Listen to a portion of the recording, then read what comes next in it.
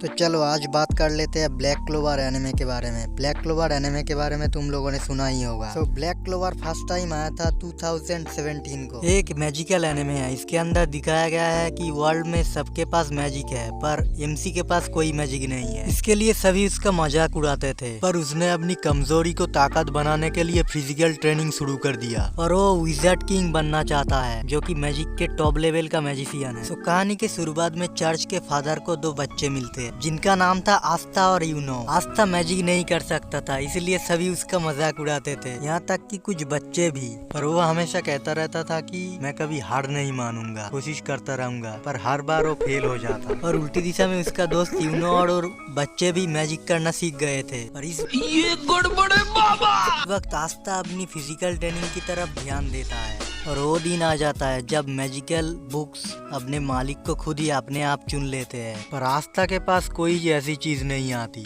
Uno को एक legendary magical किताब मिल चुकी थी, पर उसे कुछ नहीं मिली थी। अबे साले कभी आस्था बोलता गया, देखना मैं ही विज़ार्ड किंग बनूंगा, पर यूनो ने उसकी तरफ ध्यान ही नहीं दिया। पर जब एक दूसरे बंदे ने यूनो को फंसा लिया अपने जाल में, तब आस्था ही उसे बचाने के लिए आ गया, पर वो कुछ नहीं कर पा रहा था। कुछ देर बाद उसकी नेवर गिव अप कॉन्फिडेंस या कुछ वजह से उसके पास एक ग्रीमोयर मतलब वो बुक आ जाता है, जो कि डिमोन पावर को होल्ड करता था। चर्च के सिस्टर ने जब उसे विज़ार्ड किंग की कहानी सुनाया था बचपन में, तब से ही उसका सपना था विज़ार्ड किंग बनने का। और अब उसको भी एक लेजेंडरी बुक मिल चुकी थी। यूनो और आस्था अपने आप से ये प्रॉमिस करते हैं कि वो दोनों विज़ार्ड किंग बनेंगे और यहाँ से उनकी जर्नी शुरू हो जाती है। सो विज़ार्ड किंग बनने के लिए उनको एक एग्जाम देना पड़ेगा। इसके बाद टॉप के मैजिशियन उन्हें चुन लेंगे अपने टीम में, अगर तुम उन्हें पसंद आए और लायक हो तो। पर आस्था झाड़ू वाली मैजिक से तो उड़ ही नहीं पा रहा था।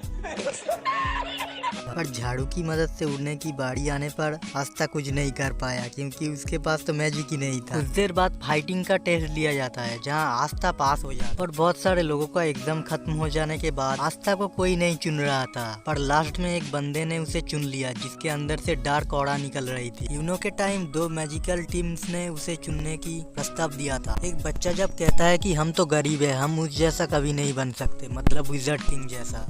पर आस्था कहता है मैं कभी हार नहीं मानूंगा, मैं विज़ार्ड किंग बन के ही रहूंगा। आस्था उस टीम में जाने के बाद देखता है कि यहाँ बहुत सारे नमूने थे। क्या बोला तूने? जिसकी जो मर्जी है वही करता रहता था। एक बंदा जो फायर मैजिक यूज करता था, वो आस्था का टेस्ट लेना चाहता था।